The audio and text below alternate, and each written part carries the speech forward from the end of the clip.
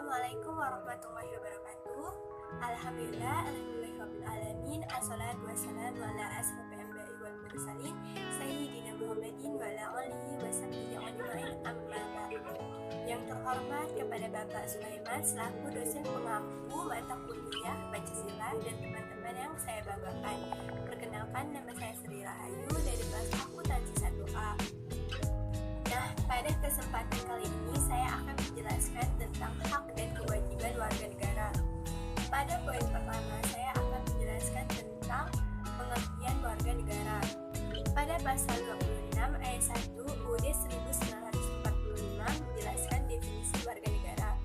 Definisi warga negara adalah orang-orang bangsa Indonesia dan orang-orang bangsa lain yang disahkan oleh UU sebagai warga negara. Orang-orang bangsa lain maksudnya peranakan Belanda, Tionghoa, Arab yang bertempat tinggal di Indonesia, mengakui Indonesia sebagai tanah airnya, bersifat setia kepada NKRI. Pada poin kedua, saya akan menjelaskan tentang pengertian hak dan kewajiban. Pengertian hak dapat dipahami sebagai HAM. Pada UU nomor 39 tahun 1999 menjelaskan tentang HAM. HAM adalah seperangkat hak yang melekat pada hakikat dan keberadaan manusia sebagai makhluk dan merupakan anugerahnya yang wajib dihormati, dijunjung tinggi, dan dilindungi oleh negara. Hukum dan pemerintah. Hak asasi manusia merupakan sebuah konsep hukum normatif yang menyatakan bahwa manusia memiliki hak yang melekat pada dirinya karena ia adalah seseorang manusia.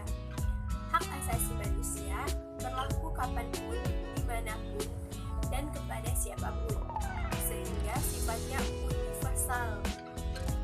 Nah, selanjutnya pengertian dari kewajiban.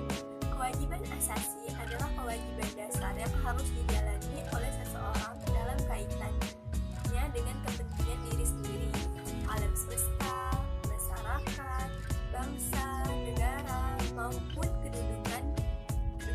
kedudukannya sebagai makhluk Tuhan. Di Indonesia sendiri, antara hak dan kewajiban harus dipenuhi warga negara secara seimbang. Hak diri seringkali dileburkan dalam hak kolektif atau sosial. Di samping hak pribadi seseorang, terdapat hak-hak orang lain, sehingga masing-masing individu harus menghargai hak-hak individu yang lain, yang kemudian melahirkan kewajiban-kewajiban warga negara. Dan selanjutnya, poin ketiga. Nah, pada poin ketiga ini saya akan menjelaskan tentang hak dan kewajiban warga negara menurut UUD 1945. Nama hak warga negara. Pengaturan hak warga negara diatur dalam UUD 1945 pasal 28A sampai dengan 28D. 1. Hak asasi pribadi.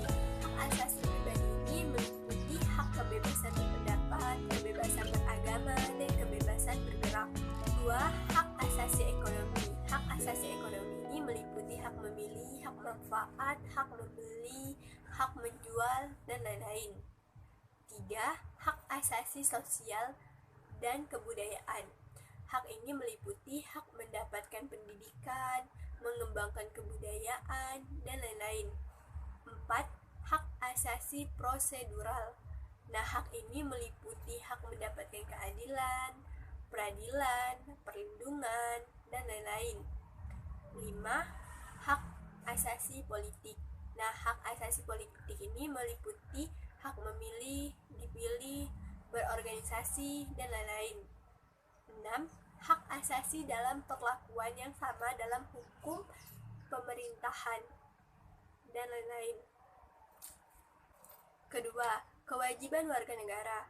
Pengaturan kewajiban warga negara diatur dalam UUD 1945 pada pasal 27, 28, 30, dan 31.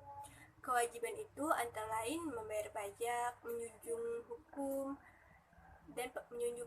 dan pemerintahan, menghormati HAM orang lain, tunduk kepada ketetapan UU, ikut serta dalam usaha pertahanan dan keamanan negara. Kemudian melaksanakan sistem pertahanan dan keamanan rakyat semesta, mengikuti pendidikan dasar, dan taat kepada negara. Bicara mengenai hubungan negara dan warga negara, apakah negara yang melayani warga negara atau sebaliknya, dapat merujuk pandangan para pemikir. Kaum pluralis berpendapat masyarakat yang mendahului dan menciptakan negara, sehingga negara harus tunduk kepada masyarakat. Sedangkan kaum marxis berpendapat dominasi kekuasaan ada pada negara. Negara merupakan institusi yang digunakan kaum berjunis untuk menjalankan kekuasaan, dan kaum sintesis berpendapat menyatukan dua pandangan di atas. Kata kunci struktur atau negara untuk teori Marxis dan agensi atau warga negara untuk teori pluralis. Negara dan warga negara saling mempengaruhi. Sekian dari saya, kurang dan lebihnya saya mohon maaf. Wassalamualaikum warahmatullahi wabarakatuh.